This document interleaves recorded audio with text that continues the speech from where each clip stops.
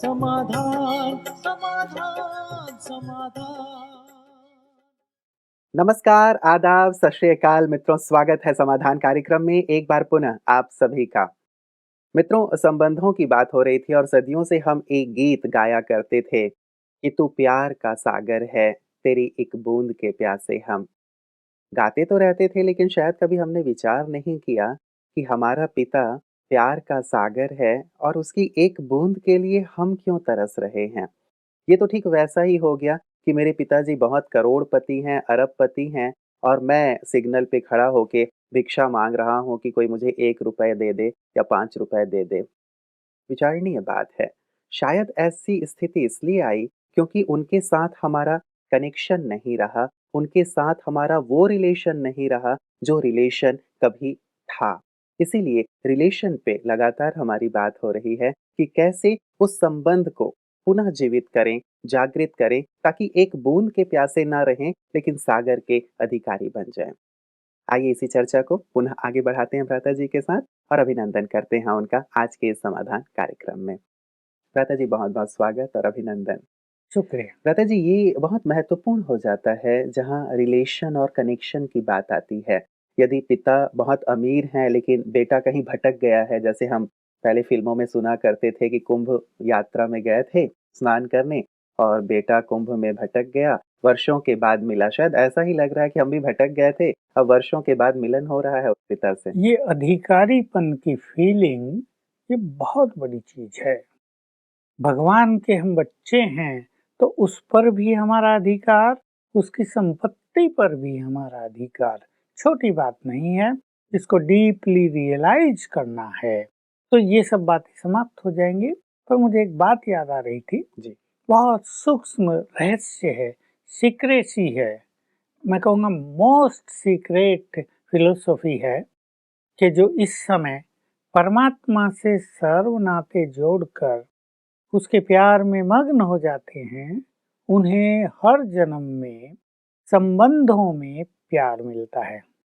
तो एक बहुत ही बड़ी चीज है क्योंकि यहाँ की स्थिति से जन्म जन्म के भाग्य का निर्माण करते हैं।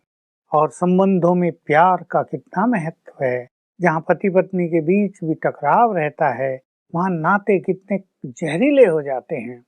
जहाँ भाई बहनों के बीच में कड़वाहट रहती है वहाँ कैसा माहौल बन जाता है। जी। तो हम जन्म जन्म के इस अधिकार को प्राप्त कर लें कि हर जन्म में संबंधों में स्वीटनेस रहे, हुँ, उसका आधार है एक से सर्व नाते जोड़ लें और उसके प्यार को अनुभव करें। बिल्कुल। तो ये जो रिलेशन और कनेक्शन वाली बात है भ्राता जी, इसे कैसे पूरी तरह से स्पष्ट कर लें हम और वो नज़दीकी कैसे हो जाए कि रिलेशन भी बहुत अच्छे और साथ ही कनेक्शन भी बिल्कुल क्लियर उनके साथ? कनेक्शन में तो बुद्धि योग लगाना पड़ता है। हुँ, हम अपनी बुद्धि की लाइन को क्लियर रखें जिसकी हम चर्चा कराए हैं कि उसमें गंदगी ना हो। देखिए मान लो हमें दो तार भी जोड़ने हों और तारों के ऊपर बहुत सारी गंदगी चढ़ी हो हुँ, तो पहले उसे साफ करता है मैकेनिक या ठीक है। जो भी वायरमैन होता है उसे साफ करता है, साफ करके फिर जोड़ता है। तो नाते जोड़ने हैं तो वो परम पवित्र, हमें उससे नाता जोड़ना है तो बुद्धि की सफाई तो परम आवश्यक हो गई। लेकिन रिलेशनशिप बहुत सुंदर चीज है। दुनिया में भी ऐसा होता है, रिलेशन तो है लेकिन कनेक्शन बिगड़े कनेक्शन हुए नहीं है। हैं तो भी लोग कनेक्शन रखने की कोशिश करते हैं क्योंकि वहां से कुछ माल मिलता है। तो भगवान से हमारा कनेक्शन और अधिकारीपन की फीलिंग परम आवश्यक है। तो हम एक एक नाते पे चिंतन करें और अपने को तैयार करें। वही मेरा पिता है, वही मेरा शिक्षक है, वही मेरा परम सदगुरु है, वही मेरी सबसे प्यारी और सच्ची माँ भी है, वही मेरा सच्चा खुदा दोस्त भी है, वही मेरा बच्चा भी है, बंधु सखा सब कुछ है। हुँ, हुँ, तो इस अपने अंदर इस नाते को रिवाइज भी करते चलें जी। क्योंकि नाते सूक्ष्म हैं। हुँ, स्थूल नाते तो दिखाई देते हैं और वो इसीलिए वो जुड़े याद आ रहते हैं। जाता है कि ये मेरे हाँ, मामा, चाचा, तो काका इनको हैं। बार बार याद करना पड़ेगा जी। ताकि प्रगाढ़ हो जाए हुँ, और प्यार से उसको निभाना रोज, उसे एक्शन में लाना प्रैक्टिकल में। जी, जी। मान लो खुदा दोस्त ही है लेकिन हम सोचे दोस्त ऊपर है ठीक है हम यहाँ लगे रहें, वो नहीं, उसको अपने साथ बुलाएं, हुँ, उसकी मदद का अनुभव करें। बच्चा बना लिया है तो उसके साथ रहें, उसको अपना वारिस बना दें। जो मोस्ट इम्पोर्टेंट चीज़ है कि बच्चा तो हमने बना दिया, जैसे हमने चर्चा की थी कि माँ ने उसे भोजन भी नहीं खिलाया, अब उसे ज़रूरत है कुछ चीज़ों की, यद्यपि वो दाता है परंतु इस समय वो युग परिवर्तन करने के लिए यहाँ आया है और उस कार्य में जो निमित्त बने हैं उनको पैसे की भी ज़रूरत पड़ती है, उन्हें और कुछ चीज़ों की भी ज़रूरत पड़ती है। तो जो बच्चा बनाते हैं वो देते हैं बच्चे का। इस समय एक सच्ची कहानी सुनाऊं, एक माता को 2 लड़के, उसने अपना बहुत बड़ा मकान बेचा और अपने दोनों लड़के को कहा मेरा तीसरा लड़का भी है।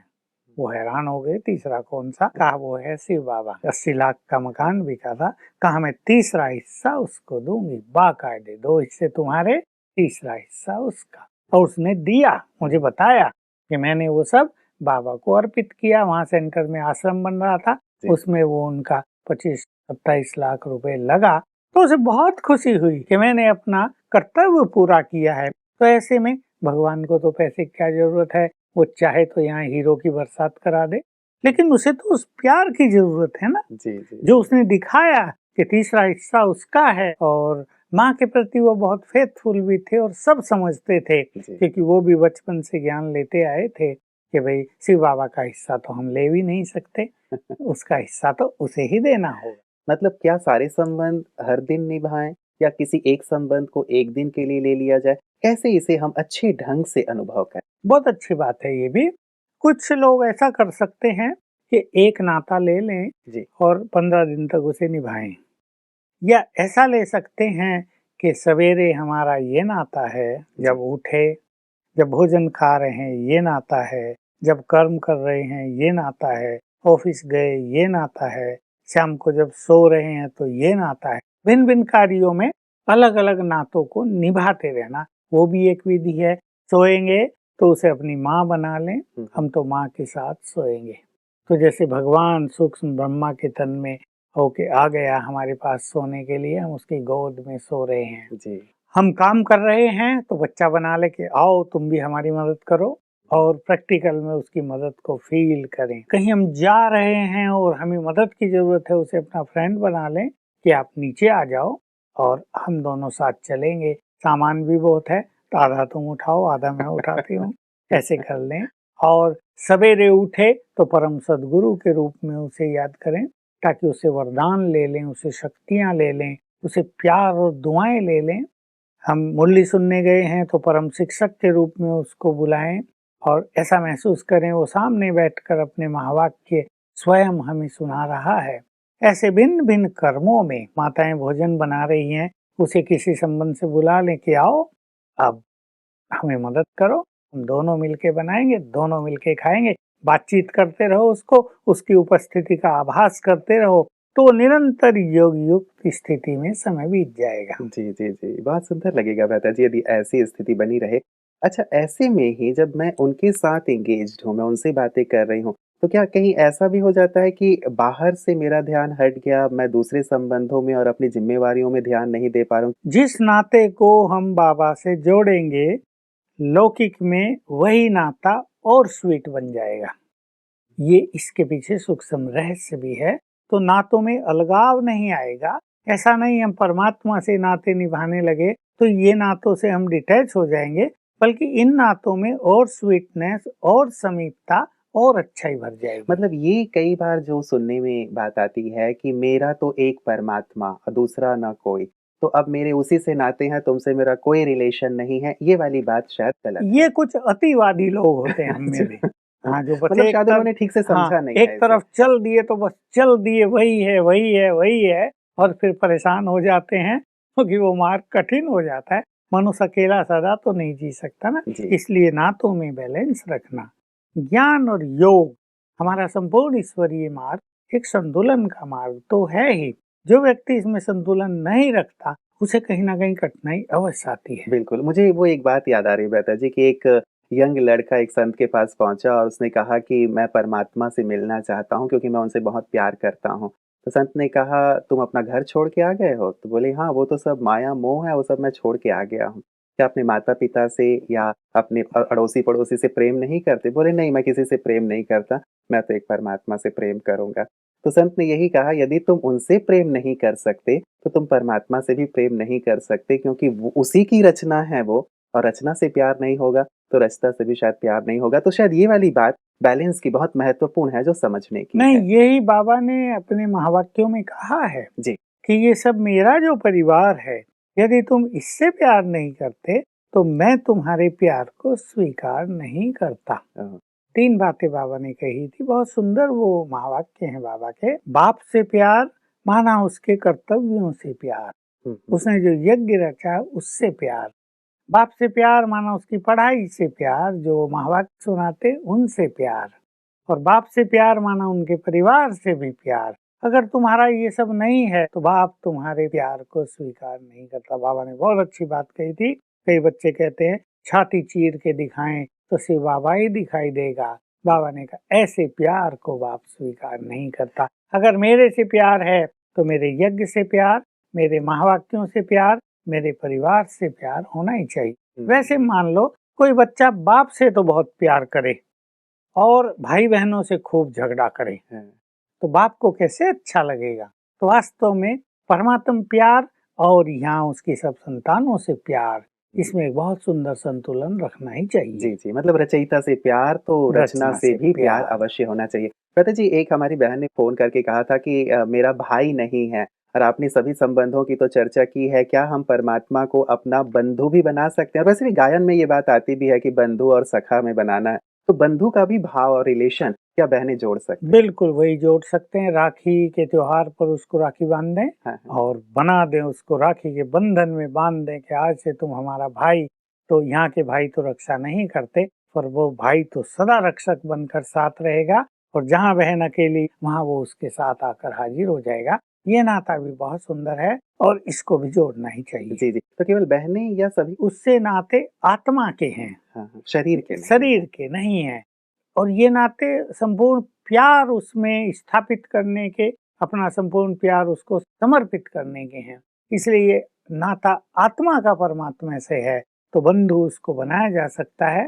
भाई भी अपना बंधु बना लें, बहनें भी अपना बंधु बना लें, हो गया तो आत्माओं से ही नाता। लेकिन चाहे कोई मेल बॉडी में है या फीमेल बॉडी में, सभी उसको अपना सच्चा भाई भी बना सकते हैं। लता जी, हमारी जब चर्चा हो रही थी तो एक बात आपने कही थी एक बार कि हम परमात्मा से टेलीफोन पे भी बात कर सकते हैं। उस बात को भी आपने स्पष्ट किया था, और एक और महत्वपूर्ण बात है कि उन्हें पत्र भी लिखा जा सकता है, ये भी आपने एक बात कही थी। और मैंने सुना कि विद्यालय में कई प्रोजेक्ट भी ऐसे चले हैं, लेटर टू गॉड इस नाम से, कि सभी परमात्मा को पत्र लिखें। तो ये पत्र लिखने वाली जो बात है, उसे थोड़ा समझाएं कि कैसे हम अलग-अलग संबंधों में परमात्मा को पत्र लिखें। ये तो एक बहुत अच्छी प्रक्रिया हो सकती है कि 8 दिन के लिए हम रोज एक संबंध से उसे पत्र लिखें। पहले दिन ले लें अपने पिता को पत्र लिख रहे हैं, अपना सारा समाचार दे दें। दूसरे दिन ले लें अपने शिक्षक को पत्र लिख रहे हैं, अपनी पढ़ाई का सारा समाचार दे दें। तीसरे दिन अपने सदगुरु को पत्र लिख रहे हैं, जो भी तुम्हारी शिक्षाएं हैं हम ये कर रहे हैं, तो हम तुम्हारी छत्र छाया में कितने सुरक्षित हैं या क्या और कठिनाई है, वो सब उसको वर्णन कर दें। अपने खुदा दोस्त को अपने दिल का सारा हाल सुना दें। और प्रियतम को पत्र लिखना तो हमारी माताएं खूब अच्छी तरह जानती होंगी हमसे अच्छा। अपने मन की सारी प्यार भरी बातें अपने प्रियतम पे उड़ेल दें। इस तरह चाहे बच्चे को पत्र लिखना, तो माँ जैसे अपने बच्चे को पत्र लिखेगी, संबोधन भी वही करेंगी, शिव बेटा। तो अपनी सारी बातें लिख दें, इससे बहुत सुंदर अनुभव होंगे। हाँ, तो ब्रदर जी, एक फ़ोन आया था हमारे पास कि शायद ऐसे ही कोई जब किसी ने मेल किया तो उनको मेल किया गया कि आप परमात्मा को पत्र लिखा करें। तो उन्होंने फ़ोन किया, पत्र तो मैंने लिख लिया, लेकिन पोस्ट कहाँ करूँ और पता क्या है? वो तो पत्र लिखते ही उसके पास पहुंच गया, जी। क्योंकि वो तो दिल की भाषा, भावनाओं की भाषा समझता है। कोई ये भी सोच सकता है हम तो साउथ इंडियन हैं, तेलुगु बोलते हैं, तमिल बोलते हैं, कन्नड़ बोलते हैं, मलयालम बोलते हैं, हम तो मराठी बोलते हैं, हमारी भाषा भगवान जानता है क्या? वो ये अक्षरों से उसका कुछ लेना देना नहीं। मन में जो भाव उमड़ रहे हैं वो साथ साथ उसके पास पहुंचते रहते हैं, और वो रेस्पॉन्स उन्हीं भावनाओं के रूप में देता रहता है। जी, तो ये पत्र कब लिखें भ्राता जी? क्या सारे दिन में कोई समय ऐसा नियत किया जाए जिसमें हम पत्र लिखें उन्हें? देखिए, बहुत अच्छा समय तो होगा रात का, हुँ, हुँ। जब हमारा सारा कार्य पूर्ण हो जाए, हमारे मन पर कहीं बोझ भी हो वो भी परम सदगुरु को और लिख सारे दें, दिन की दिनचर्या भी दिनचर्या सुना भी दें। लिख दें। लेकिन फिर भी जी। हर एक की मेंटालिटी अलग-अलग होती है। किसी को किसी टाइम पत्र लिखना अच्छा लगता है, किसी को किस टाइम, किसके पास समय भी अलग-अलग होते हैं। रात को मान लो सारा परिवार बैठा है, वो उस स्थिति में नहीं है, लेकिन दिन में वो बिल्कुल खाली हैं, अकेले हैं और परमात्म प्यार में मगन हैं, तब उनका मन कर रहा है कुछ लिख दें, उन्हें तभी लिख देना चाहिए। तो भगवान के पास तो दिन-रात होते ही नहीं, वो तो बियॉन्ड टाइम है। जब भी आप पत्र लिखेंगे, तभी वो प्यार भरा पत्र उसके पास पहुँच जाएगा। जी, तो भ्राता जी क्या करें इसके लिए? जैसे हमें पत्र पोस्ट तो करना नहीं है जैसे आपने कहा। जब बाबा साकार में थे, जी। तो बाबा डायरेक्ट ब्रह्मा बाबा को पत्र भेजा करते थे, शिव बाबा केयर ऑफ ब्रह्मा। तो क्या अभी भी लेकिन भेजा जा लेकिन सकता है? अब वो सूक्ष्म लोक में है, अब वहाँ तो पत्र जाएगा नहीं, वहाँ तो सीधा जाता है, लिखते ही वहाँ पहुँच गया। इसलिए अपनी डायरी में रख लें, पर्सनल डायरी में पत्र, या पत्र इकट्ठे हो जाएँ, क्योंकि यहाँ भी पोस्ट करेंगे तो इतने पत्र कौन पढ़ेगा किसके? वो सब इकट्ठे कर लें और फिर उन्हें समर्पित कर दें बाबा को जब भोग लगाया जाता है, या कैसे भी उनको प्रवाहित कर दें, कुछ भी उसका तरीका अपनाएं, पर लिखें अवश्य। मतलब एक डायरी बना ली जाए जिस हाँ, लेटर टू गॉड के नाम से, और उसमें फिर अलग-अलग संबंधों से जैसे आपने कहा हम पत्र लिखें, अपने मन के भावों को वो रखें, उजागर करें। भ्राता जी क्या ऐसा होता है कि जब हमने पत्र लिखा तो इच्छा तो होती है कि यदि मैंने आपको पत्र लिखा तो सामने वाले से भी पत्र का प्रत्युत्तर मिलना चाहिए। तो क्या ऐसा अनुभव है लोगों का कि हमने पत्र लिखा और परमात्मा से भी हमें कुछ प्राप्त हुआ या प्रत्युत्तर मिला? देखिए जब बाबा साकार में थे तब तो ये होता था, पत्र लिखा और उसके उत्तर बाबा अपने महावाक्यों में दिया करते थे, मुरली जिसे कहते हैं। तो मुरली सबका उत्तर होती थी और सबको उससे उत्तर मिल जाते थे। लेकिन अब सूक्ष्म रूप से ही उसकी गुड फीलिंग के रूप में उत्तर मिलेंगे। कहीं मदद के रूप में उत्तर मिल जाएगा, कहीं प्यार के रूप में उत्तर मिल जाएगा, हुँ, कहीं बाबा भी हमारी बहुत केयर करता है, या हमने कुछ समस्या या कोई भारी बात बाबा को कही और वो कुछ कह रहा है, मैं हूँ, तुम चिंता ना करो, बस तुमने मुझे दे दिया, अब तुम इससे मुक्त हो जाओ। तो कुछ ना कुछ अच्छी फीलिंग होंगी अवश्य, अगर प्यार बहुत गहरा है। बिल्कुल। मतलब गहराई से, प्यार से और भावना से वो पत्र हमें लिखना होगा, तभी हमें वो प्रत्युत्तर मिलेगा। मतलब मिलता ज़रूर है। कहीं पत्र ऐसा लि तो नहीं है कि बहुत लंबा समय जैसे कहते हैं कि भगवान के घर देर है, अंधेर भले नहीं है, तो कहीं देर लग जाए उत्तर आने में? एक्चुअली उत्तर साथ-साथ मिल जाता है। ये देर तो उसको फील होती है जिसमें कैच करने की शक्ति नहीं है। वास्तव में पत्र लिखना ही अपने में बहुत आनंदकारी है, और वो आनंद ही इसका उत्तर है। हुँ, जब मैं भी लिखा करता था बाबा के नाम पत्र, जी। वो पत्र लिखना ही इतना मन को आनंद से भरपूर कर देता था कि उत्तर की इंतजार की जरूरत ही नहीं रहती थी। जी, जी, जी। हम शायद रिसीव नहीं कर पाते, ये बड़ा महत्वपूर्ण है कि एंगेज शायद हम हो गए हैं कहीं पे। तो ये जो एंगेज हो गए हैं भ्राता जी, कहाँ-कहाँ हो गए हैं? कैसे अपने आप को थोड़ा-सा फ्री करें? इस पे भी थोड़ा-सा प्रकाश डालें, क्योंकि मुझे लगता है कि वही बात जो हमारी लगातार हो रही है कि देने वाला तो दाता दे रहा है, लेकिन शायद हम इतनी ज़्यादा एंगेज हैं कि वो ले नहीं पा बस रहे हैं। एक ही बात ध्यान रख लें कि व्यर्थ संकल्पों में अपने मन बुद्धि को एंगेज न करें। जितना जो मनुष्य व्यर्थ संकल्पों से मन बुद्धि को फ्री रखेगा, उसकी कैचिंग पावर उतनी ही प्रबल रहेगी और सब कुछ वो रिसीव कर लेगा। बिल्कुल, लेकिन ये व्यर्थ से मुक्त रखना भी तो बड़ा सहज काम नहीं लगता। साधना हम सीख ही रहे हैं, सिखा रहे हैं। हमारी जो डेली क्लासेस होती हैं, ईश्वरीय महावाक्य चलते हैं, वो है इसलिए। इस विषय को हम ले लेंगे बाद में कि व्यर्थ से हम कैसे मुक्त रहें, पर व्यर्थ से मुक्त तो होना ही पड़ेगा। तभी देखिए टेलीफोन भी आता है तो घंटी भी नहीं जाएगी, कभी-कभी तो एंगेज दिखा रहा है। तो एंगेज अगर मन बुद्धि को रखेंगे, तो बाबा जो हमें कुछ देना चाहता है वो तो आएगा ही नहीं ना, सीधी सी हुँ। बात है। इसलिए व्यर्थ संकल्पों से फ्री रहना, ये एक बहुत बड़ी विवेकशीलता की बात है, बहुत बड़ी इसमें शक्तियाँ चाहिए, वो तो करना ही पड़ेगा। बिल्कुल, बिल्कुल। मतलब ये बहुत आवश्यक हो जाता है कि प्रयास मेरी तरफ से होना चाहिए। मैं अपने आप को फ्री करूँ तभी वो सारी चीज़ें मुझे प्राप्त देंगे। हो पाएँगी। कहते जी सारे संबंध जो होते हैं उनमें से कोई एक संबंध बड़ा ही नज़दीक का होता है, बड़ा ही प्यार भरा होता है। तो मैं व्यक्तिगत आपसे जानना चाहूँगा कि इस परमात्मा से जो अलग-अलग संबंधों की हमने बात की है, आपका कौन-सा नाता बहुत ही गहरा रहा है, नज़दीक का रहा है और हमारा भी कौन-सा नाता ऐसा हो सकता है, जो हम गहराई से उसके नज़दीक जाएँ और सब कुछ प्राप्त कर लें? एक माँ है, 25 साल की आयु है, उसका पति भी नहीं है, उसका एक बेटा है बस। हुँ, हुँ। अब वो उस बेटे में ही अपना सारा संसार देखती है, उसका संपूर्ण संसार उसका बच्चा है, सब नातों का सुख उसको उसी में मिलता है। तो ऐसे तो हर नाता बहुत ही सुंदर है।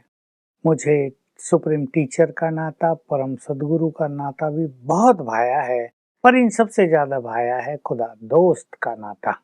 और मैंने उसको बहुत एन्जॉय किया है, जिसमें कुछ ज़्यादा सोचना नहीं पड़ता, भगवान से दोस्ती करना कितना बड़ा भाग्य है, कितनी बड़ी अपॉर्च्युनिटी है। God is ready to become my friend, true friend, और वो सदा इस नाते को निभाता है। तो अगर हम ये नाता उससे जोड़ लेते हैं, तो हर जगह मदद के पात्र बन जाते हैं। मतलब हम भी ये नाता विशेष गहराई से जोड़े हैं उनसे और साथ ही ये पत्र लिखने वाली जो बात निकली है, उस पत्र के माध्यम से भी हम अपने मित्र से ढेर सारी दिल की बातें कर सकते हैं। अन्यथा हमें ढूँढना पड़ता है कि हम अपने दिल की बात किसके साथ किससे शेयर करें? करें। अब यदि परमात्मा दोस्त हो जाएँगे तो ये सबसे सहूलियत हो जाएगी हमें दिल की बात और करना। मनुष्य की ये मेंटालिटी है कि जब तक वो अपनी बात किसी को न सुना दे, उसको एक बदहज़मी सी होती रहती है। बेचैनी-सी होती हाँ, जैसे है। भोजन हज़म ना हो और कुछ जी, गड़बड़ होती जी, रहे, जी, जी। भगवान को अपनी बातें सुनाने का मौका मिले, ये तो अपॉर्च्युनिटी ही वंडरफुल है, ब्यूटीफुल है। तो ये इस नाते से बहुत अच्छी मिल जाती है। बिल्कुल, बिल्कुल। चलिए बहुत-बहुत शुक्रिया भ्राता जी। सभी संबंधों पे इतना सुंदर प्रकाश मिला है और मुझे लगता है कि सभी लोग बहुत गहराई से अब ईश्वर के समीप आएँगे और अलग-अलग संबंधों के विशेष जैसे आपने कहा, दोस्त बना कर के अपने दिल की सारी बातें करेंगे और उनसे शिक्षाएँ भी लेंगे, प्रेरणाएँ भी लेंगे और लगता है कि अब राह भटकने की कोई कोई गुंजाइश नहीं रह जाएगी यदि परमात्मा हमारे इस तरह साथ रहेंगे। आपका बहुत-बहुत शुक्रिया। मित्रों सर्व संबंधों की रचना सचमुच कितनी गहन है और सचमुच आनंद से परिपूर्ण करने वाली है मैं तो ये कहूँगा।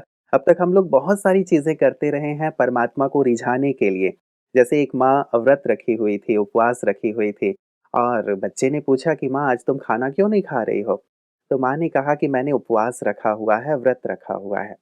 बेटे ने कहा आप व्रत क्यों रख रही हैं? आप भोजन नहीं कर रही हैं, भूखी हैं। तो उन्होंने कहा जब हम उपवास रहते हैं तो परमात्मा हमसे खुश होते हैं और हमारी सारी मनोकामना पूरी करते हैं। दूसरे दिन उनका बेटा जो 5 साल का था वो धूप में खड़ा हो गया। माँ ने पूछा तुम धूप में क्यों खड़े हो? तो बेटे ने बहुत ही मासूमियत से कहा माँ मुझे खिलौना चाहिए, मैं धूप में खड़ा हुआ हूँ इसलिए ताकि तुम मुझे वो खिलौना लाके दो। माँ ने कहा बेटा तुम तो ऐसे ही मुझे कह सकते थे कि माँ मुझे खिलौना चाहिए और मैं तुम्हें खिलौना लाके दे देती।